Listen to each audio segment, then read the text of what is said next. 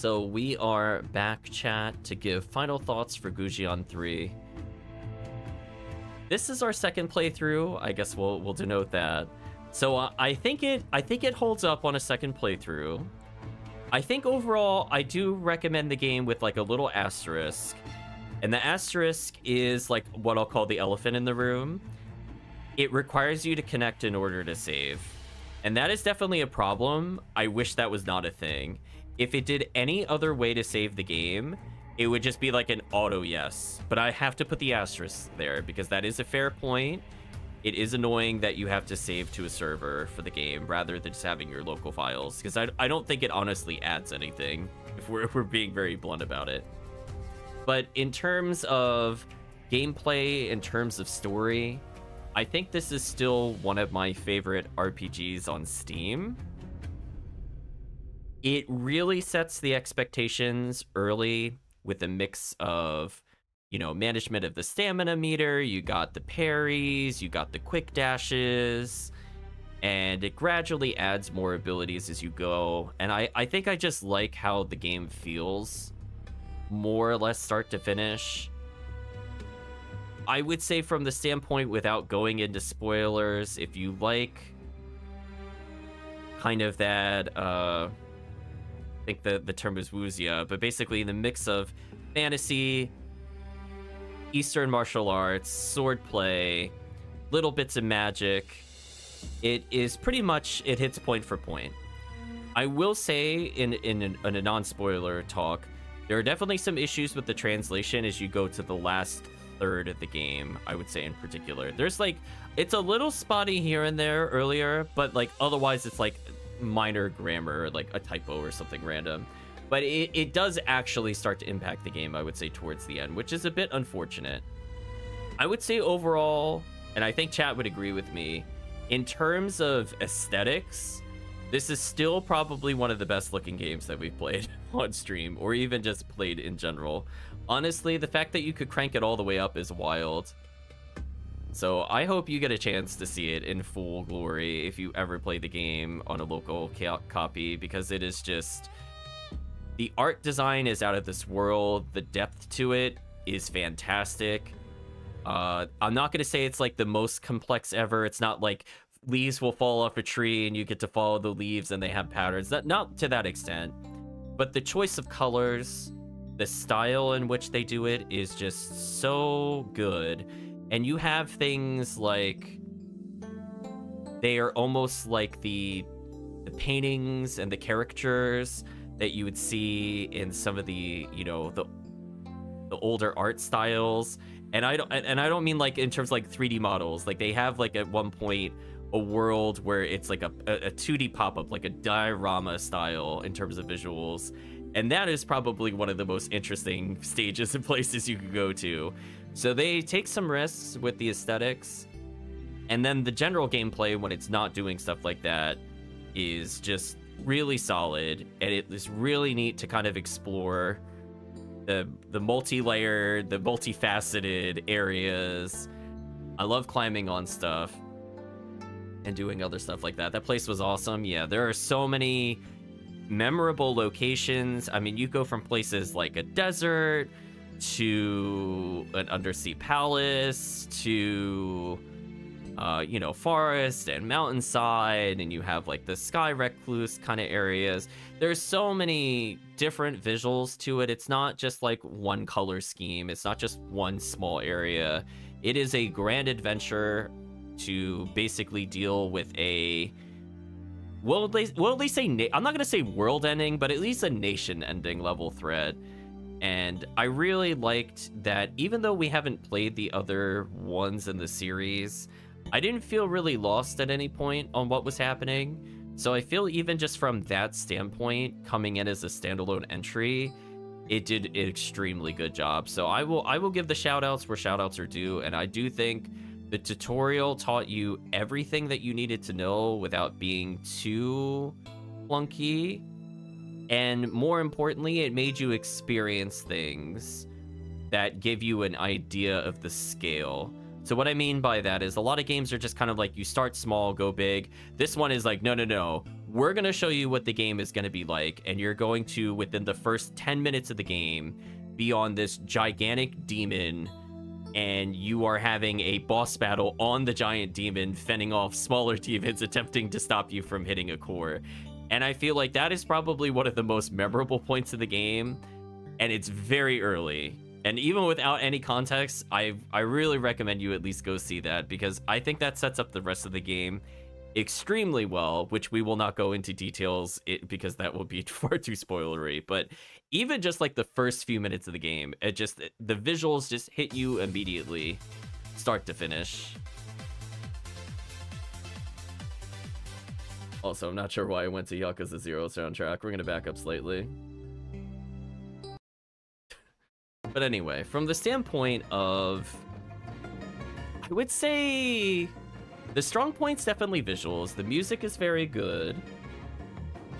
In terms of gameplay, I would say my only gripe about it is that it is very punishing to block in this game. So that could be a little off-putting for people that want to block some attacks. I feel like that was maybe like slightly overtuned, where parrying is extremely rewarded. It's rewarded so well. There's only a couple instances where I feel like it kind of whiffed, but the invulnerability and the reduction in the stamina meter is like a really good balance with where it is. I would say the only weak point in combat itself is probably jumping. Jumping is just kind of limited to an aerial slam downwards, and I feel like that was kind of a wasted opportunity. Otherwise, like learning the other skills and potentially upgrading the constellation, I think they did it right for the most part. I would say the weakest part of the game are the minigames, and I think chat would agree with me. There are several that happen that you need to do upgrades in order to essentially unlock new armors or even cosmetics, or even kind of like a build your own place style, like furniture and stuff like that, and accessories and ornaments. And it is just really clunky. I feel like it's really unfair that some of them ask you like very specific questions that the game doesn't give you an in-chance in the universe to learn the answers to. And some of them are not like general lore or questions like outside of the game. Like they will ask you things like very specific cooking, how to bring out the taste, etc. And some of that could be kind of tricky. But the ones that are like actually evil are the ones involving anything with the elementalism, where it essentially just asks you a question about an in-universe thing. But as far as I can tell, there's no way to learn what the answer is other than trial and error. So I don't really know why they were asking you these questions on how to like bring out an earth spirit, for example. I'm like, this has never come up in the game and it never will. And then obviously the woodcutting minigame. Chat knows I really, really, really dislike that woodcutting minigame. Man, that thing was a big waste of time. And extremely, extremely unforgiving. I find it funny that they complain about you needing to cut the wood into even pieces, that they don't give you a way to measure where you're making the cuts. You just have to eyeball it. So what happened to the measure twice, cut once philosophy? Try your best, but hey, after the question, you at least have to bring them a pair of scissors that are 2 steps away. Yeah, that also is really stupid. I love when the NPCs are like working at their workstations, and then they're hammering something, and they're like, oh, I need something in order to hammer it. And I'm like, but you're just using the hammer. Why are you asking me for the hammer? I literally saw you using it. Are you giving me busy work? What is this nonsense? Or like the weavers, like, if only I had yarn. And I'm like, but what were you just using? Right, chat? I'm like, this doesn't make any sense. Yeah, woodcutting PTSD is real. Other than that, like, nailed it on visuals. Honestly, there are very few things I could even like. If I even raise a single complaint about the visuals, that is like ultra nitpicking, because honestly the visuals are out of this world. They're possibly an 11 out of 10. The music, really good. I do like the combat music as well as the town music. I think it sets the tone and it pulls me into the universe very much so. So I at least would give that like a 9 out of 10 equivalency. I would say the characters are a little hit or miss. I would say some of them are a bit stronger, some are a bit weaker. I like that there are a few story choices you can make that do impact bosses. So I guess it's neat to have some kind of impact there. Need to make Percy feel like he's useful. We'll talk about that in the spoilers. Yeah, the only technical issue is the T-posing queen. Yeah, that is, we did see one character that just T-posed for no reason. She was the only example in the entire game where that happened. Everybody else was mostly okay. I think maybe the birds, when there were birds, they weren't like flapping properly if we were too far away. So I think that might have been a draw distance thing. So yeah, like other than literally those two things, I can't think of anything that I would mark as improvement. I think aside from that, the plot overall, we're gonna talk about it. It has some, I would say for the first 3/4 of the game, I really like the plot. And then we'll go into a lot of details on that last quarter of the game in the spoiler section. But overall, I think it worked. It had a lot of memorable moments in terms of like you versus the antagonist. You got to really understand their motives. I think some of the villains were a bit more one-dimensional than I was kind of hoping for. But at the same time, it had very complex protagonists. So I think that kind of makes up for some of the simplicity of the other motives. So I think for, in general, like I'll give it a pass. Where I start to have issue with the game are probably the side quests. They are very like MMORPG. I would say if not the mini games is the weakest part of the game, it's the side quests. Most of them are basically you walk up to a board, you pick up like 5 or 6 at a time, and most of them are like, I need 10 medicine. Can you give me 10 medicine? Find me in town to give me 10 medicine. Like no joke, like at least 60% of them are that. Like it is actually wild. Like sometimes it's like, oh, give me an ornament instead of like a consumable. But like a lot of them are like that. I do think that's really unfortunate because we saw like from a lore perspective, the random lore around town is also shockingly interesting for some of the characters, and we will gush when we get to the spoiler section about a certain one. But I think from the standpoint of, you know, other things that we did, I like that the optional quests I think were a lot stronger because they tended to involve cutscenes where they had multiple parts. Like you might start in one location and you go through a journey through the rest of the game to get knowledge to bring back to another location. And I think that stuff worked.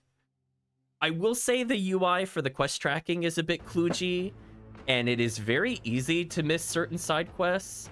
Like you'll get an alert that a quest has appeared, but like it's not immediately obvious what area it's in, and that could include dungeons. So that could be kind of annoying where you're like, okay, is it in a building in this town? Because it won't tell me when I'm in the town that the quest marker is in that house until I go in the house. So there's a little kludginess there that I think also kind of drags that down a little bit, which is unfortunate. Because I think everything else is like fine when it comes to like the core game itself, except for that. That I would say is kind of like a needs improvement. Aside from that, chat, I'm trying to think if there's anything else. I mean, as I said before, recommend it with an asterisk. You would have to be able to do the online connection for the server saves, which is kind of annoying. Anything else chat wants to mention for the non-spoiler section? We have a lot to go into with the spoilers for this game. This is going to be at least more than half of this, I would imagine. But I think from the perspective of, I guess, difficulty, it felt mostly fine. We played just on a standard difficulty through and through, and I'm going to be honest with you, when it came to equipment, we saw very little benefit of upgrading the allies. I mean, at one point, we left all of the characters on their default armor except for the protagonist, because they could just kind of recover HP in other ways, especially as you get later in the game and they get things like health absorb. Defense really did not matter for our party, nor are they ever really helping us in a lot of major boss battles, which does kind of suck. Like, they're very good if you're just looking to kill certain enemies, or you're looking to kill X enemies, so you could cause, like, a mini-boss to appear, so you could potentially get them to help you in your little pocket dimension thing. But from the standpoint of, you know, their usefulness, I do kind of wish they were in the story battles a bit more. Because if chat recalls, like, honestly, most of the time, we end up in kind of 1v1s a lot in this game. And we also end up in a lot of, like, flashback fights, which, while very interesting to see the lore, also means that your party's in it way less than you think it would be. So they don't even necessarily, like, leave or die, quote-unquote, but your character is just having an experience, I guess the best way to put it. And that experience means that it is just you in that experience. So you will have to adjust to potentially altered movesets as you see perspectives from another character's position, or you're looking to fend something off until backup arrives kind of deal. I will say overall, I think from the standpoint of would I play another game in this series, the answer would be yes. Unfortunately, as of the time of the Final Thoughts recording here, none of the other games, even the prequels, are translated. So unfortunately, it is a little hard to kind of dive into it. But maybe one day, we'll keep an eye out for it. And actually, you know what? That Chris brings up a great point in the chat. So there is a downside. I like jumping around. I like exploring. I like messing around with things. Unfortunately, while you're collecting little bits and bobs or like finding treasure chests, going around in some of these extremely large dungeons, let me tell you, they are very big dungeons. You could take like actual like 20-30 minutes just walking around, not even like combat, but just walking around. They're very big. The problem is that they gave you an ability to kind of detect items, and it is based off of how many party members you have. And unfortunately, sometimes party members just leave somewhat arbitrarily, to be honest with you, and then they'll come back later. But that means, like, in the time it takes for you to go from one side of a dungeon to another and they rejoin you, if you were relying on the search, you might have missed items because you lost the ability to get a specific item type. So for example, like by default you find like plants, but then you could find like metals, or you could find like lore points, or you can find treasure chests with other characters, but those characters might just leave briefly. Maybe they're investigating a wall, or they are physically taken away, or you split up in a dungeon and then you meet up later. But that also just means the search doesn't do anything. Like, there's a lot of points in the mid game where that happens, and it is so annoying. I cannot understand how annoying it is, chat, and how bad that is. So it's a little unfortunate that that stuff didn't stay unlocked. It's a very minor gripe when it comes to things, but for people looking to collect every item as you go through, it is shockingly annoying. Aside from that, I think that covers all I want to talk about in the non-spoiler sections. I have a lot I want to talk down. I'm going to go act by act with GuJian 4 GuJian 3, since it is 4 distinct acts, and the prologue. But from that standpoint, I guess we'll switch over. So if you just came for the non-spoiler, as I said before, would recommend the asterisk. It's still one of my favorite games. I still think it holds up. This game came out, let's double check. What year did this game come out? At this point, over a decade ago. And it's kind of wild. Like, the series itself started in 2011. That's what I'm looking to confirm. And so by the time they get to GuJian 3, which came out in 2018, I still think it outshines a lot of stuff from today. So we're going on like the 7 years as of today. And overall, the aesthetics are just really, really solid. As I said before, I think from the standpoint of gameplay and everything else, I'm willing to give it a pass for some of the stuff that happens later. But I think we should start talking about that now as we transition into the The spoiler section. Yeah, see, older than you thought. I was thinking it was like 2016, to be honest. That's why I was kind of thinking with it. As I said before, it's one of those ones where it just kind of outshines everything on the equivalency of console, to be honest with you, as they put a lot of attention into the details of the characters, or even some of the aesthetics of the minigames, like when you're playing children's card games. But from the standpoint of spoilers, let's break down the acts a little bit, what I feel worked and didn't work, and where my critique comes into the game in a more detailed level. So prologue, one of the best prologues for this kind of series I have played. Honestly, other than a couple pop-ups at the beginning where it gets the arbitrary, these are the controls stuff out of the way, the visuals of the game where you have the kind of the yellow ambergrass field and the blue skies and the demonic spires popping out of the ground, fantastic visually.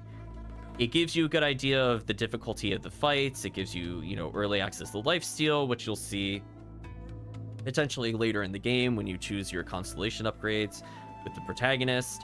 And you're basically taking over from the perspective of another character related to the actual protagonist of the game.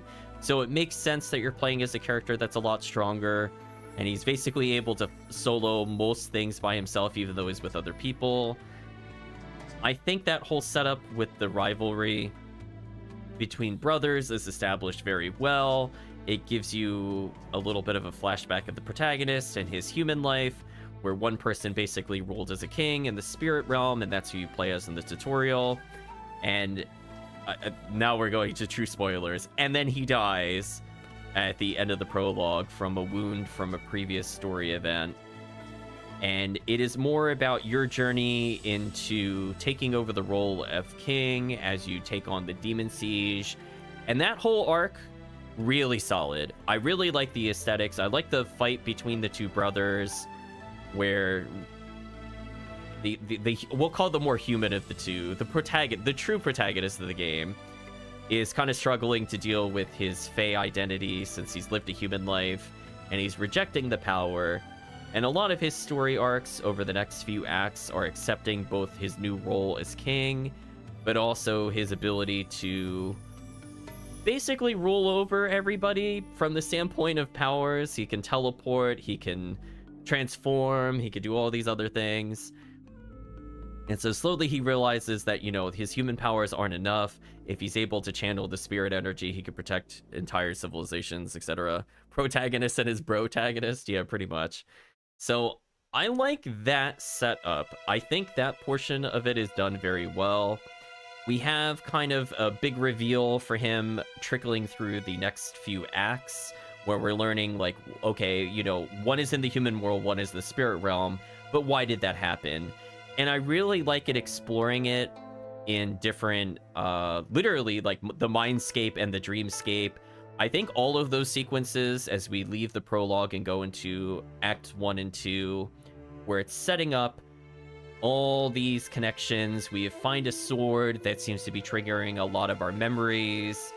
We play as potentially somebody in a past life, or at least somebody that shared our bloodline as we go through these acts.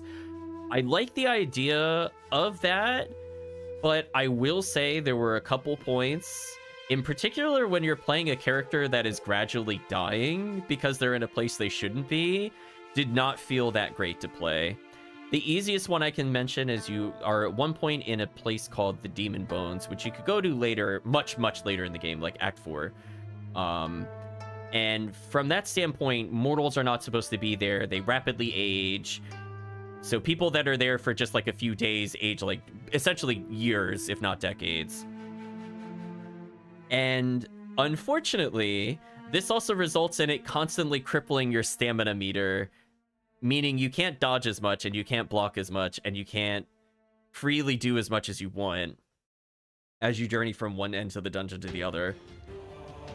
That was probably one of the worst feeling parts of the game, because it makes you fight like an otherwise really easy boss, but you could only like dodge twice before you get tired. And that felt really bad, given the mini boss that you fight is like 3 or 4 dodge widths in width. Like, you're not fighting another person, you're fighting like a really big demon, and it just feels terrible. So you're playing with the moveset that has like a lot of jumps in it, meaning you're not able to guard or parry whenever you're in the air, versus a more grounded moveset of the protagonist, which feels a lot more balanced. Or even the prologue character, who feels really good to play. Both of those characters really outshine some of those flashback characters. So I didn't really appreciate playing some of the Bloodline characters. And it was kind of unfortunate because I think they wanted it to be cool, but like honestly, I was like, wow, I'm just getting really depowered. Like, I don't have any of the moves that I liked, and my melee moves leave me in really awkward situations. And a lot of the times when you're in those flashbacks, it will thrust you into a boss fight nearly immediately with moves that you don't really know. And given that you want to build up the... Oh, I forgot to mention this in the non-spoiler section, but you basically build up the equivalency of a special gauge. It fills up to 3 bars. And so while you can assign special moves there, it feels kind of rough just getting a character with like 4 different special moves, especially if it's not a playstyle that you picked. So I think some of the moves were intended to always be stuff that you pick up, but like if you don't do like the slow shield breaker stuff, it's really awkward going from like a assassin style build or going from like a dive attack where you literally spin like a drill and just mow down enemies, to go from that to like a stomp your foot in the ground, take big wide swing kind of style, and it feels really awkward with the rest of the moveset. So I will say that it did not flow for me that well, at least from like a playstyle experience. So that was probably the weakest portion of the gameplay. I'm just looking to see where certain things went in terms of the act breakdown. I don't think there's an actual crazy amount of things to talk about. I will say, at least in the first act, and you'll see this in pretty much every single act in the game, the side quests. The side quests just kind of randomly populate on the quest board. So I do feel like a lot of time was unfortunately taken away by needing to physically walk to the quest board every single time to see if there's new quests. I feel like it could have gotten around this very early on, before you have the ability to teleport to different locations, by just giving you like a little indicator that a town has new quests to accept. Like, do you see what I mean, chat? Like, there are some things that they could have done from like the UI perspective that would have saved the player some time. So they're not like deal breakers in and of itself, but I do feel like there were some very questionable decisions, in particular with the side quest tracking. There's also like a few side quests here and there that are very easy to fail because you don't realize that you need an item that you can't go back to. Probably the most infamous one that I remember from our first playthrough was when we entered the Nameless Deaths in the early part of Act 1, where essentially we're going into the lair of Wu Zhao, who's the main antagonist, is basically being brought back to life and is seeking vengeance on us, as we learn in the later acts, that we are basically the person that has killed him in a different life. So he has come back from being decapitated. He's kind of an undead thing. He's still able to socialize. He's not zombie-esque in that sense. But he still needs to feed on people every now and then to maintain his form. But from that standpoint, you go around in these caves, and then there's just going to be notes that are randomly in the caves to give like more lore as you go forward. But then, like, because it removes your party at multiple points because you're at campfires, if you don't go back to some of the campsites, you can potentially just miss the notes that are, like, hidden in, like, a corner, or, like, they're hidden in, like, on a rock in the dark away from everything. And it's not like they shine or anything when you get close, because the search feature that would normally find them doesn't work because your party is not technically part of your party. So there are a couple instances where that happens, and it's kind of annoying that that happens. The other kludgy quest that I can think of offhand that's very easy to miss is the one of the swords we pick up, where we fight a optional boss where the sword literally wields itself and we determine who's the better sword master. The Green Tongue side quest, where you have to go into your inventory and actually use the sword, is super not clear that that is what it wants you to do. I would say, having not looked that up before the first time we played, I don't know if I would have realized there even was an examine option, because it only exists on like 2 items that I can think of in the entire game. So it's like a feature that is not normally there in order to activate the next point of a side quest. It feels very awkward. I also think it's weird that it gives you some side quests, both from like the optional mission standpoint. Like, for example, we find a person of the Explorer Society who ends up a main staple of the party, whose name is Sen, and we essentially learn that something has happened to her uncle, but like we pick that up in like Act 1, but we can't do anything with it until Act 4. There's just like weird little things like that that just kind of have you kind of confused. Or like you'll get a quest where it's like, oh, I need like 3 different types of medicines, and one of them is a soft scent. Well, soft scents are part of a quest reward. You can't buy them anywhere, but that quest reward doesn't happen until Act 4. So you're just kind of wondering, like, did you miss something as you go to play the game? Because like it's just been sitting there for like 20-30 hours being unable to solve. And there are side quests that do time out, so it kind of gives you weird anxiety, I guess, at that point, for people looking to 100% it, just because there are things that are like not clear, that you can't either interact with them in a way that is very limited to that quest, or you just literally don't get items to it, or you just can't visit a location for a very, very long time. I will say, in terms of characters, we talked a little bit, we very briefly mentioned Sen, part of the Explorer Society. I like the idea of the villains coming from like an opposing faction to her, so while she's more about respecting the past, we have more another team that's going around, and they're more seen as, I guess, closer to treasure hunters, I guess would be the most similar phrase, where they're looking to basically loot ruins, and they're looking to profit from those kinds of things. So while they are interested in the past, it's more from a financial standpoint, where she's more looking about improving cultivation or learning things from ancient kingdoms and more respecting things the way they are. So we see kind of a different dynamic between her and some of the sub-villains. I like that we have a character who is basically what is called a dream haunt, who is able to kind of guide us into some of the other, we'll say, mental battles that occur in the game, and she's able to manipulate our ability to go into what is eventually a collective dream to stop the antagonist plan in Act 2. I really like her kind of dynamic. I like the, you know, quote-unquote bad creature doing good things. So I kind of like that angle towards it, and I like that she also had a counterpoint villain. I thought it was kind of a wasted opportunity that you couldn't really use her to fight her own villain.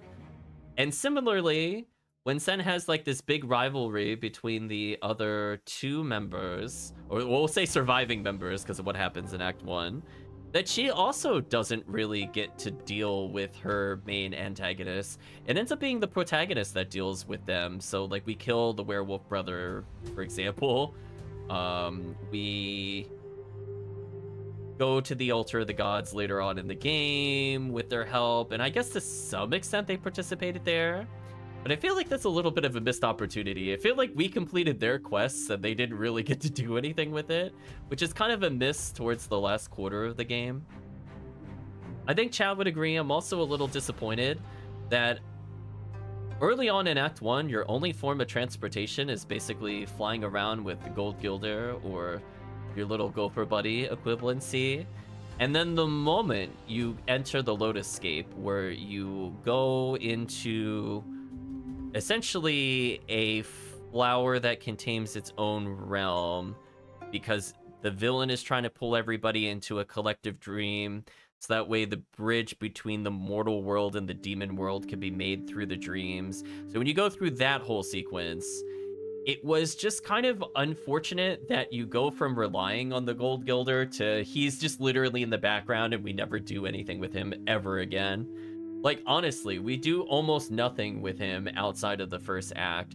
And I think it's a shame, because I really like the dynamic it's set up in Act 1. But by the time you get into Act 2, where you're faced with a serious threat and you're forced to realm warp for the first time, you just kind of drop most of the characters, and I feel like that's where the story altered a little bit. It's not like where it became bad or anything, but yeah, he went to the pocket dimension forever. We protagonists a bit too hard at times, and that's where you kind of see the evil side of the protagonist. Act 2 was definitely exploring that your character is not a perfect character by any stretch of the imagination. Like, we get to have all like jovial and fun, where Act 1 you have a scene where you're fighting a noble and you're basically stopping him from kicking a puppy because he's just that evil. He kicks the puppy, he's just that evil. So you embarrass him by basically beating him with a random stick on the street, right? You don't even bother drawing your sword or anything.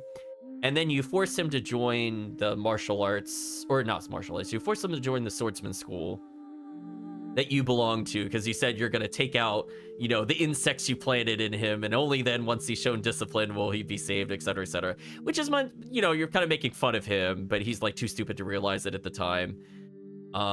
You go from that, where like it's like playful and maybe there's a bit of maliciousness to it, to like you just outright kill certain characters in Act 2. Like, chat, remember the blacksmith's apprentice? Holy. We're like, oh, I'm not gonna kill the blacksmith's apprentice who basically forged his weapons with the spirits of people and the bodies of people, and he helped his master do atrocious things to the village. I'm just gonna summon like a whole pack of wolves, and it's up to him if he survives being surrounded by like 14 wolves. And he's never shown again, so he definitely dies. Plus there's a scream. It doesn't show it on screen, but it is, he goes out in a brutal way. So your character could be very vindictive. And I think Act 2 is kind of exploring more of the flaws of the protagonist, where he goes from Act 1, he's mostly, I would consider, mortal. I don't think he does anything super crazy in Act 1. To Act 2, he's going to setting up the barrier to protect the city, which is probably the most crazy thing he does in Act 1. He's now just kind of teleporting everywhere, and he's using that for quick travel in the dungeons, where he literally goes rift to rift when he's not just going between dimensions. And so his adventure starts to go on very much a grand scale compared to before. But yeah, he does some very, very terrible things to people. I will say there were some side characters when you go to like the Brother Kings area in Act 1 before we go back to Act 2 again, that I do want to mention. I think everybody agrees. Everybody loves Super Mullet. I'm so sad they kill Super Mullet, chat. I am so sad. He was like the only reason to go back to the spirit realm, to be honest with you. Like, otherwise, unless there's a side quest, I would listen. They killed Super Mullet, it's over. I don't want to go here. I didn't really like some of the nobles that they introduced. They tried to give like a redemption arc to like the uptight noble character, Lancian, I think his name was. I did not like that. I did not approve of that. I did not like interacting with him in the early acts. I did not like flashbacks with him later on. Like, yeah, no, he's still a terrible person. Don't try to sell me on anything else. Yeah, he definitely got relegated to the pocket dimension. Poor Percy. So it's just kind of one of those things where Act 2, you transition from kind of going from town to town and buying armor to you need to do everything yourself. And that introduces a lot of filler in Act 2. There's a lot of characters you should recruit if you want to get all the designs. There's a lot of characters that you need to get if you want to start mining for materials. You have farming. You have the very broken fishing game, which you could beat by just rolling your hand on all the buttons. It's supposed to be like you do time prompts, like it's like hit A now hit B, now keep mashing B, now keep mashing Y, or you can just hit every button on the controller. And you just win, so it doesn't matter what the prompt is, you just win. So there's definitely, as I said before, minigames are the weak part of it, and I feel like Act 2 just ends up being minigame central. There are parts of it that were kind of interesting, like you start to go into the dream world. And again, I think that aspect when you go into the undersea palace, where everything is basically the equivalency of a pop-up diorama, where you can even see like the individual parts that are being moved, like they're on a stick and they're part of like a play being presented to somebody. I think that whole aesthetic was really cool. But honestly, aside from that in Act 2, I'm kind of struggling to think I might even just open up the game briefly. Like, what else did we even do in Act 2 other than just, like, endless... Honestly, endless amounts of side quests. Because Act 2 kind of dragged a bit due to that, which was a bit unfortunate. And I think it's one of those things where I'm genuinely just going to open up the game. I was trying to see if there was something online that just had a quick summary of stuff. That way I didn't forget things. Yeah, right? Because, like, the first, like, 14 or 16 chapters are just around the dream world. And there's nothing wrong with that. It's about, you know, figuring out the enemy's plan and stuff like that. But I think from the perspective of the gameplay itself, Act 2 and Act 3 go on, like, very long compared to almost everything else. So I'm just opening up a saved file so I could just briefly see if there's something we didn't mention that's worth talking about. Yeah, we talked about the nameless deaths in Act 1.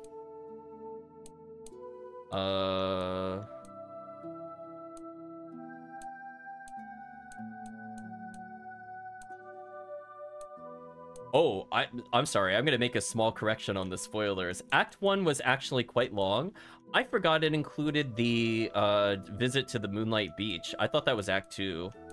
That's interesting. So I do love kind of going into the Lake Ding area in Act 1 where we fought presumably a Guardian of the Grave and stuff like that. Act 2 officially didn't start until we went into the blacksmith area, which is fair. But yeah. It is kind of shocking. Like, I'm looking at the total list. You can probably hear me scrolling through it a little bit in the background, but there are 33 different chapters in the first act, which is like, they probably could have just split it up a little better. Right, chat? Like, even I was thinking, like, wow, I thought that was Act 2 because that was so long. There were so many plot points there. So prologue, like, very short comparatively. Like, even watching every cutscene, it was like an hour and a half. We didn't finish Act 1 until like almost the 13-hour mark. Yeah, 13 hours. And then for Act 2, where we start going into the equivalency of the blacksmith area, and then we start visiting the Dream Town. There we go, that's the connection. We start visiting the Dream Town. We go to places like the Onyx Kingdom, which is interesting. I like shrinking down and you're kind of going on the branches. That dungeon was kind of whack. I would say to me that was probably my least favorite dungeon design. From the standpoint of how broken the swinging things were and how unfair they were overall. I did like them exploring, as I said before, the mental state of the protagonist, where you potentially make choices whether you identify as a human or like the hunt. Or not the hunt, as the cub, for example. And I think those portions of it aren't too bad. But I will say overall, it does take a while for it to get back into the plot. Because we go through like all these things. So we basically go to the blacksmith place, we go to all these different dream locations, then we go back to the blacksmith place.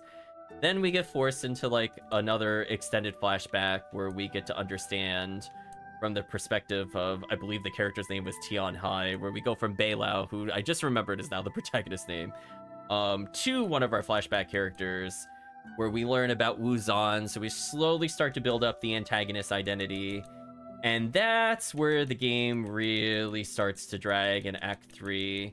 I feel like, one, they should have split up the things in here very significantly. Because, as I said before, you play as multiple characters in your little flashback sections. So you play as one identity early on. You even technically play as, I think her name is Yan Wu Ye, aka the Dream Hunt we mentioned earlier, through part of the game. And that helps break it up a little bit.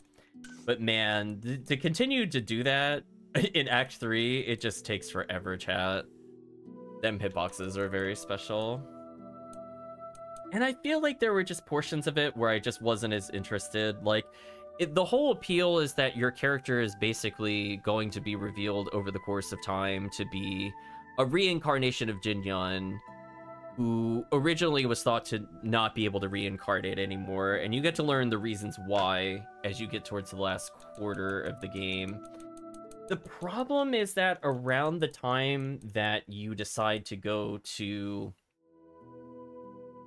essentially like the altar of the gods, and then you decide to go into the celestial wheel itself for additional help, which is just a location within one of the dream worlds where we learn that the Yellow Emperor is just there.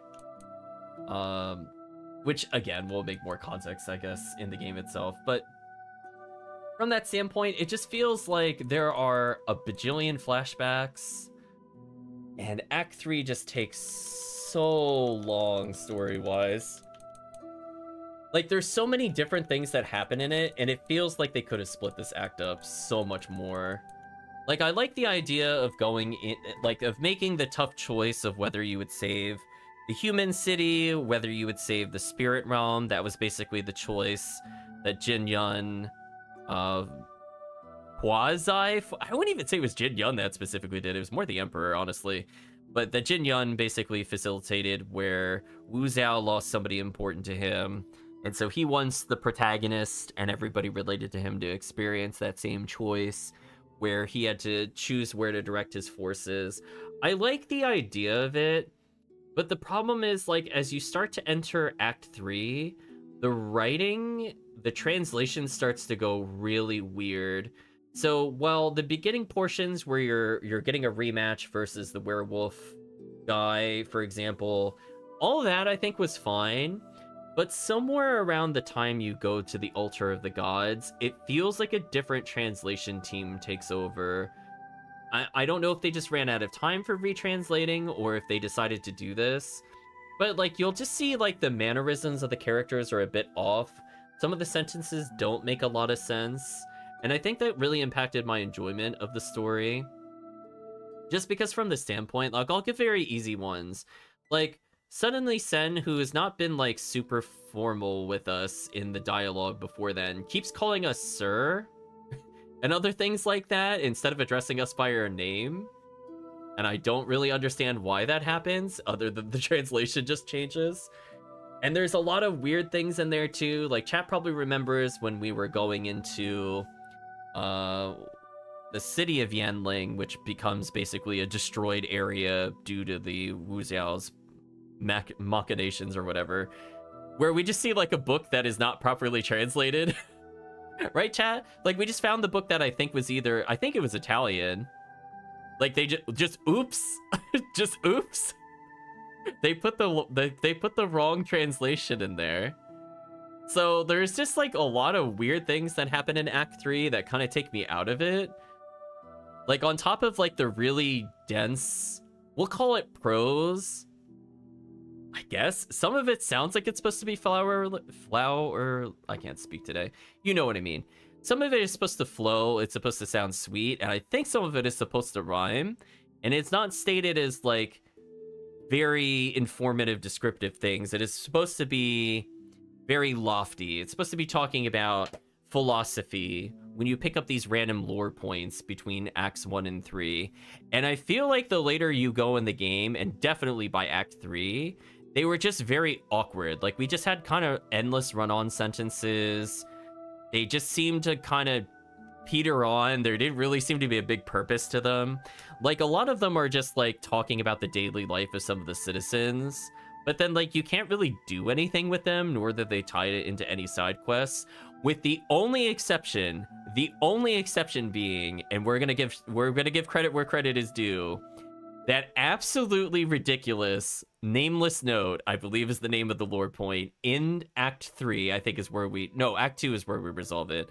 But either way, the only one that was worth doing and reading all the way through was specific to an absolutely outrageous story talking about a man who's in love with his wife, and then he's doing, again, the weird kind of prose where it doesn't really flow, and that's where I think it's a translation issue, where they're basically looking out into the rain, and the wife is asking whether or not the rain reminds him of this grand waterfall. And then he goes, when I see it from the perspective, when I look into my wife's eyes, it looks just as beautiful as this landmark, which I'm putting it in a much more succinct and very clear tone. It's a lot more awkward and jumbled in the game itself. Like, I know what they were going for, but that's not what they wrote, kind of things. Like, and that's kind of like my issue as we go through there. But oh my gosh, they hit you with that mix-up where they're talking about how beautiful things look from their wife's perspective, and then in like the same paragraph, like one sentence later, they're like, Like, oh, this reminds me of the waterfall. My wife is plain and ugly. I'm like, what? I'm like, what did this have to do with the other sentence? And then we go like, and then things improve when I added more women to the harem. And I'm like, what is going on with this lore? That lore is like genuinely the best part of the side stuff. It is like the only thing that is worth reading because it is such a roller coaster, both in terms of grammar, but also in terms of content. I had no idea where that was going. And the fact that that lore actually then ties in to a side quest that we do is amazing. That I won't spoil. The ending to that is wild. The ending to that is absolutely wild. I could tell you, even with where we were going, you will not predict where that is going. It was an absolutely outrageous lore. And the fact that it updates with a side quest was like the best part of the game to me. That was like the only side quest that was memorable, that involved us doing one of our basic tasks of either collecting items or talking to one person, talking to another person, or playing children's cards games, which they have this whole thing called Lost Tales, where you essentially can collect rare cards and you make pairs. Listen, I'm going to be honest with you. I still don't know the names of any of the cards other than Moon City. Never learned it. Beat it. You don't need it. Honestly, just like, if it pairs with many things, grab it. That's it. I don't even care what the card name is or like the synergies or anything like that. And we won like 90+% of the games. So clearly it's a winning strategy. Like, we only got cheated a couple times. The only times we really lost are when we have like a 4-color deck, and then we draw 2 colors, and the deck where we draw cards from in the middle, where you have kind of like, I guess it would be called a river in other games. So that whole line of cards, when those colors don't match what's in your hand, there's nothing you could do. You can't just like, you can't really swap out your cards. So there's just points where it's out of your control, which is a bit unfortunate. But yeah, that whole side quest chain was absolutely wild. I'm glad we clipped it. That will live on forever. That will be my favorite side quest of all time. The lore was out of nowhere. I did not expect anything with the lore, given we just see things like we have terrible lore where they're like, wow, Fatty sure did this, and I'm like, I think they just meant it as like a person's name, but it felt like they're just being derogatory. I think the person was literally called Fatty Chun or something. Maybe chat remembers their full name, but I'm like, that's a really terrible name. They really should have gone with something else. Oh man, chat will forever love the meat vendor as well. The meat vendor will bring joy to chat's heart whenever they see them. But yeah, as I said before, Act 3 is where it really starts to fall apart, where you're seeing Act 2 is just kind of understanding the villain motives, and you're seeing a lot of perspectives from other dream worlds, both from other dreamers and from previous lives. And then Act 3 is where you're finally dealing with the demons, and you're seeing GuJian's experiences, comparing it to the main one. And then Act 4 is really short. Act 4 is like hilariously short, and I don't know why they didn't split it up. Like, to give you an idea, watching every cutscene, it was like 3 hours. The previous act was... I'm still scrolling through. Almost 10 hours by watching every cutscene, doing every side quest. So I feel like some of the splits were a bit lopsided. Kirk is apparently also a Star of Destiny. So I feel like some of the splits in the action were kind of lopsided, and I think it would have benefited from just having a 5th act. Oh yeah, Act 4 with the translations was wild. Listen, I was mostly following the plot. I was mostly okay through Act 3, despite some of the translation issues, where they're activating the altar of the gods to defeat all the demons, and they need certain types of blood. I'm like, oh, okay, fine, whatever. But man, Act 4 just felt so dumb. We go from the standpoint of, like, we're going from point A to point B. We're trying desperately to stop the villains from doing this. We're isolating the main villains' subordinates and killing them. Like, we are straight up killing them. And I think chat would agree, the death of the Dream Haunt rival was one of the most violent deaths in the game by far. And it was very surprisingly graphic. I was not ready for that. I mean, we had the horrible mauling by wolves, but holy... He gets, like, torn limb from limb. I was like, whoa! It's like, whoa! That took a turn. And then he's basically just eaten alive by demons right in front of us. That was messed up. That was actually messed up. So anyway, aside from that, the big issue I had with Act 4 was just the standpoint where we know the villain is attempting to basically open a gateway in one of the old cities that caused the conflict in the first place. That was kind of like the bridge between worlds that he's looking to let the demons pour through in the gates. And then our characters decide, we know he's going to take a couple weeks to do it. We have to go there at the most auspicious time, and we have to measure things with the strange abacus. I swear those are almost game quotes. And I'm like, 1, what are you talking about? 2, why? why are we waiting? And then like the best explanation we get as to why we don't just stop the villain from performing this ritual is that we might damage the city. And I'm like, and he might also kill a lot of people. Why are we just doing this? So I feel maybe it's a cultural difference. I really did not understand why in a just to be clear, it's a completely dead city. Nobody lives there anymore. They hid it away for years. Just to be clear, it's not like there's other people here. We decide to not do anything because it is not the most auspicious time. And that to me will still be one of the worst plot points. And we basically just kind of screw around for like 8 chapters in the act where we're like, oh, I guess I'll go to the mountains now. Oh, I guess I'll visit this village. Oh, I'll go here.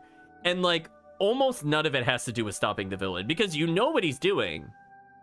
They openly acknowledge as characters what the villain is planning to do. The most we should have detoured for was the knife that we established would end the ritual. But to be honest with you, I don't think we really needed it. We could have just torn him apart. I'm going to be honest with you. I don't see how we couldn't have just fed him to demons. Like we did like almost every other villain after a certain point. Do you know what I mean? Like, I feel like they were trying to set it up as that is the means to do it. And I feel like they kind of failed on a plot point there. I think if they had established that he had some kind of barrier protecting him, therefore he couldn't be injured or something like that, it then would have made sense to bring in the dagger. But think about like the whole final arc of it too, chat. Like we do all that work to get the dagger. We go back to the city of Wuzan and we learn about all the lore and you know, White Master bad, etc. And then it's just like, and then what is the first thing that we do after we go through all that just to reach the boss in Act 4? We throw the knife away. Do you remember that, chat? We went through all that other stuff and we sat through like 40 minutes of cutscenes and flashbacks about why this knife was important and why it would break the spell, blah, blah, blah. And then we don't use it. We just throw it away. What was the point of Act 4 other than filler? And again, it's just kind of like, yeah, we face tank.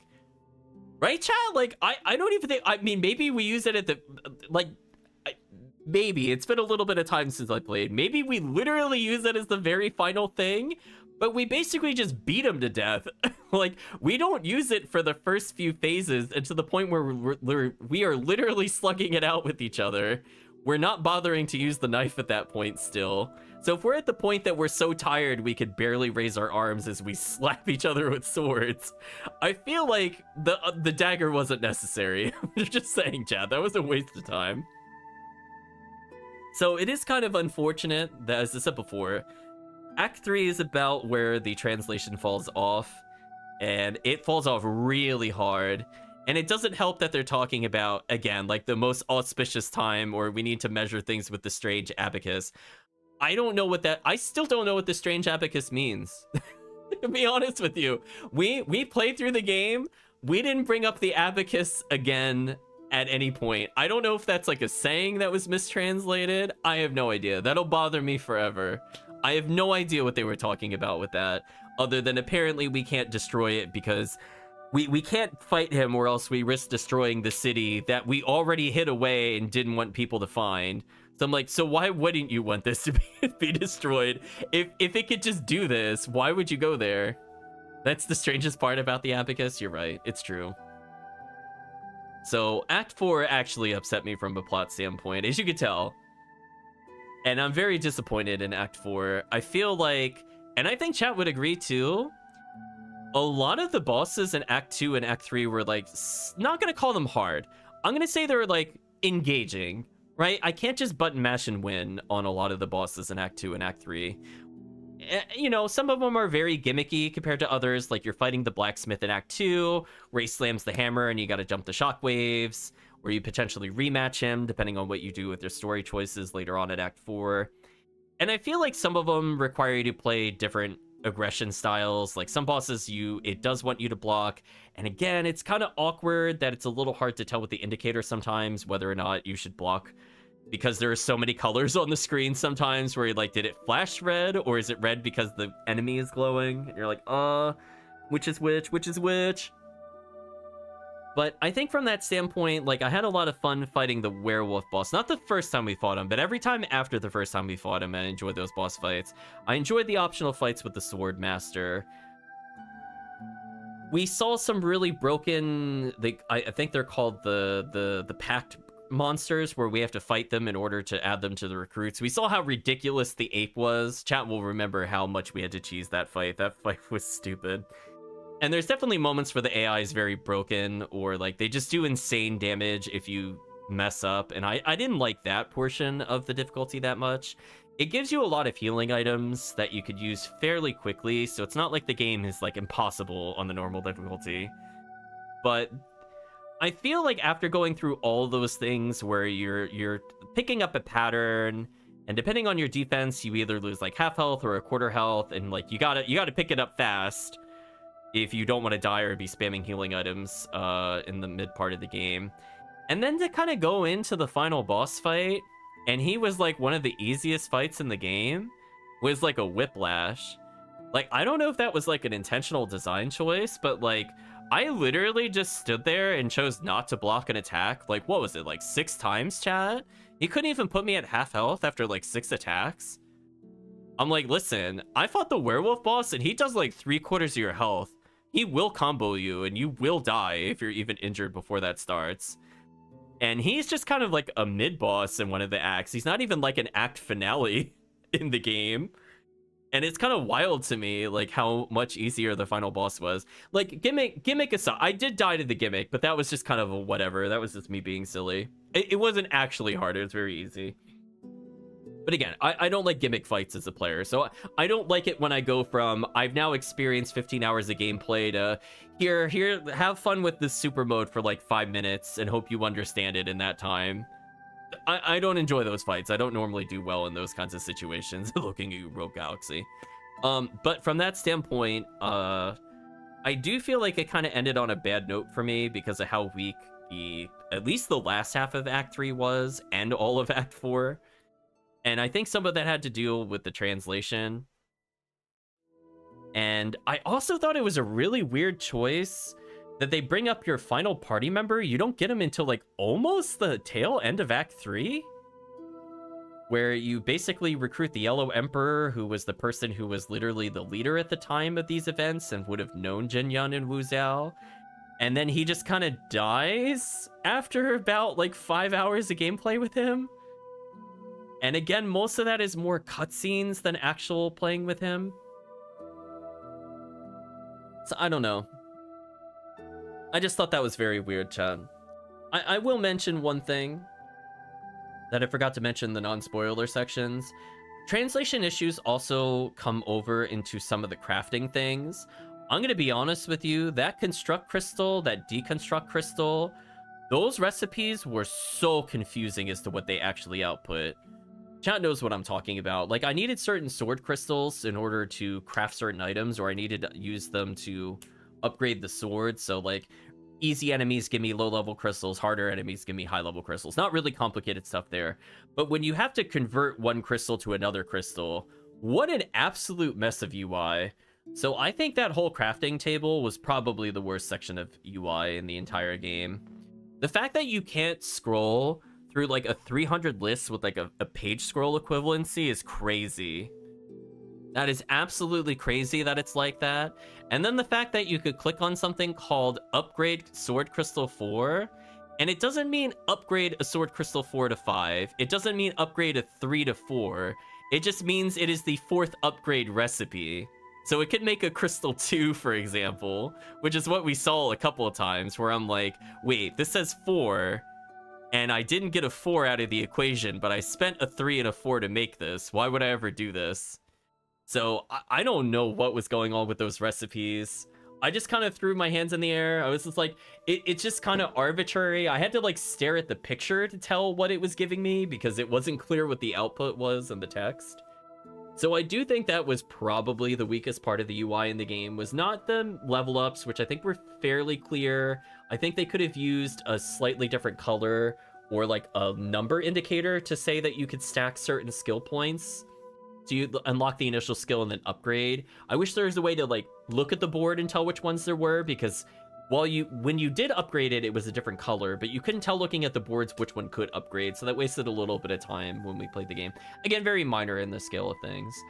But I guess I will say, since we should wrap up our final thoughts instead of going on a big ramble, is that one, the crafting minigames were terrible. They were not really that fun. They kind of padded the game out.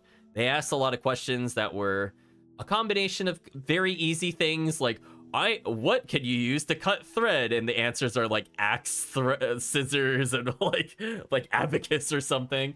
And it's like, those are a bit more straightforward. I don't need the game to handhold me. But then the other one's talking about like searing techniques in fish. And I'm like, I guess we'll figure it out as we go along. I don't know some of this. Like, oh, don't you know how to use resin in crafting leather work? And I'm like, no. Where would I have learned this information? I don't know what this is. We did play some of the mini games that were unlocked kind of in between. We played them at the end of the playthrough. I will say that was probably the most jank, the Captain Toad-esque game where you play as the gophers collecting the scallions and rescuing your other relatives. That game was jank. That was like the peak camera jank, and I feel like that was an issue of like the only time I could really think of the game where the camera was super terrible was that. There were like some very minor issues where sometimes it would try to like reorient so it's not stuck in a wall, but that was very few and far between comparatively. And I feel it's weird that they had this whole other mini game for up to 4 players. So it's like, did they really envision people were gonna share a controller to do a 4-player game in a game that's otherwise completely single player start to finish? And again, that game had its own issues where some of the controls weren't clear. I think if you're gonna do a Monopoly-esque game, it should be like abundantly obvious and very visual if somebody is taking money from you. I'm just saying. I feel like that's a big part of the game, is to make people salty. So weirdly, I like the mechanics of the game. I just didn't like, well, the roulette. The roulette thing was actually garbage. I'm still tilted by that. But it's a very, very yellow idea.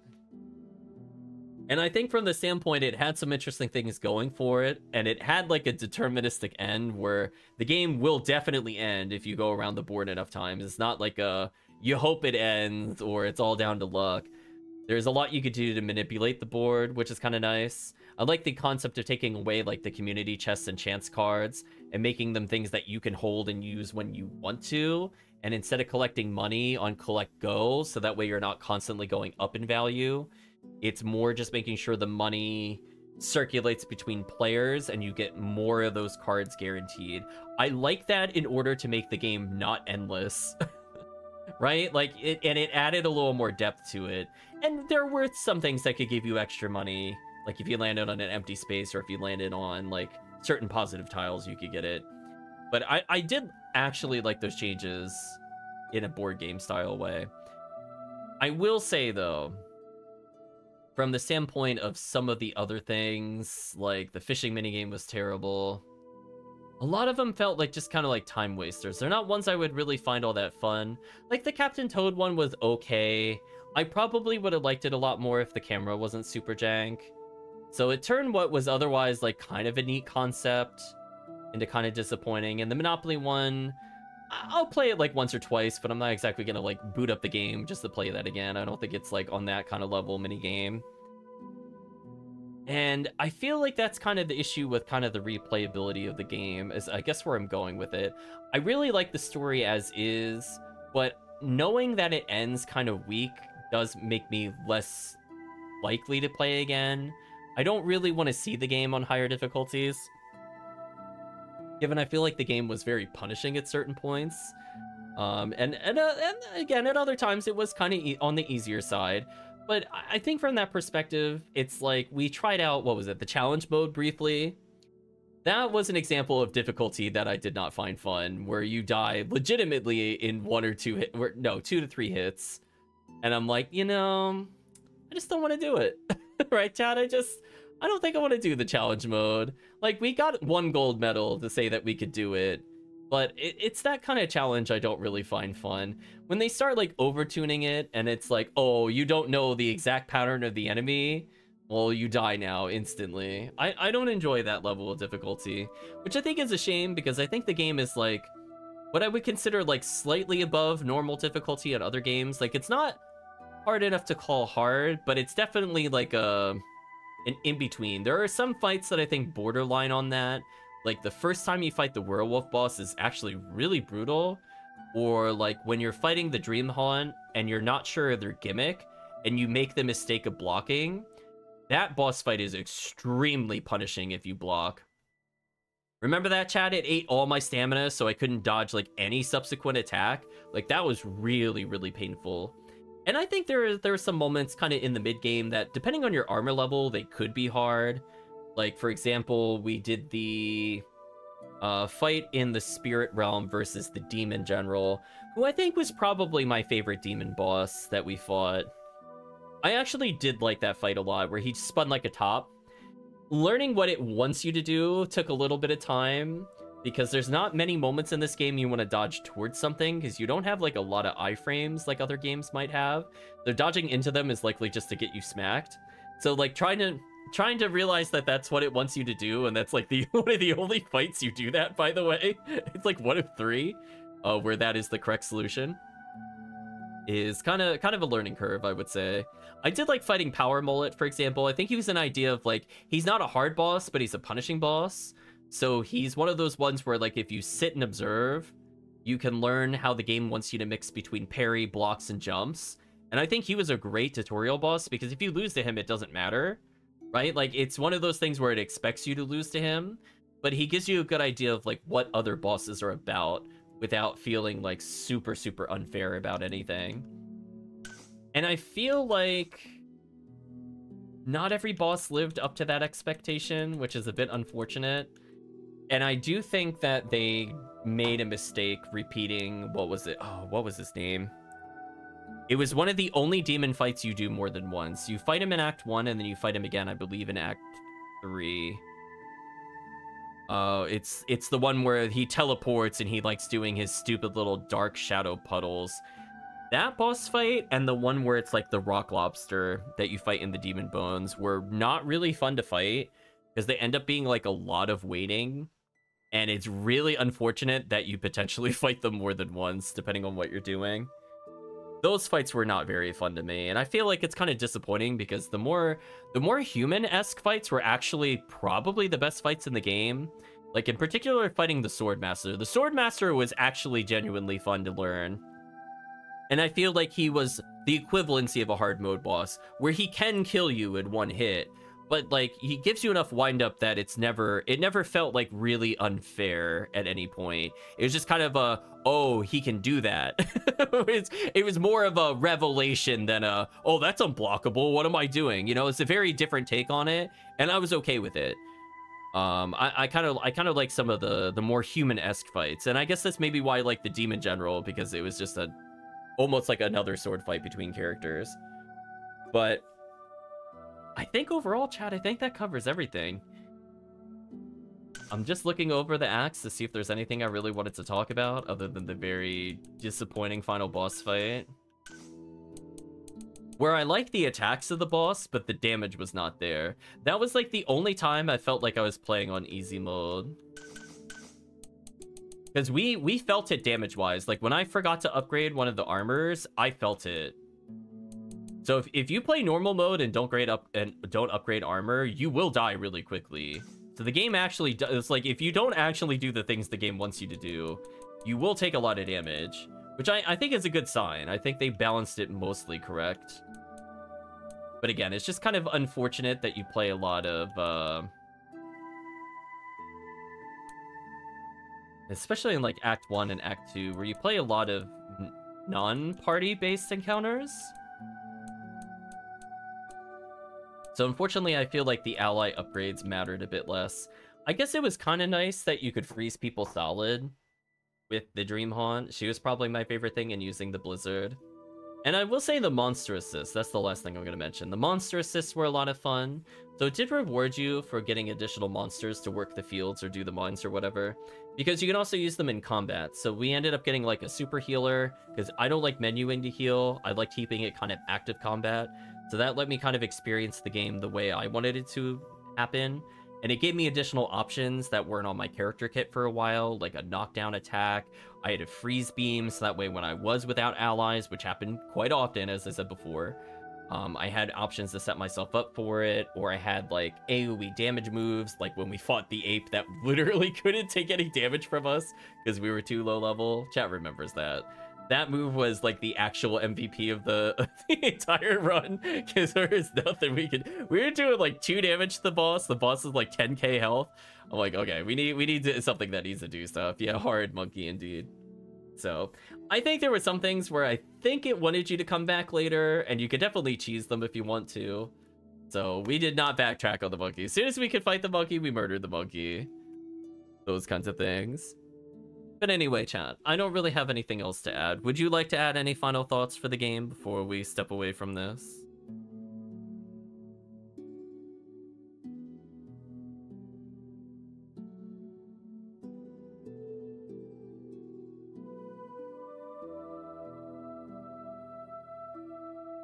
Needs more card games. That's fair.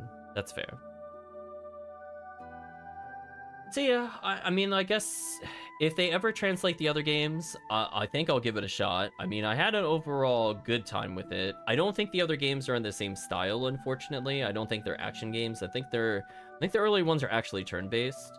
So we'll see. I mean, I'm willing to try different things. But I think for now, this will be our final time that we play GuJian 3 on stream. Playing it twice, I say I'm happy.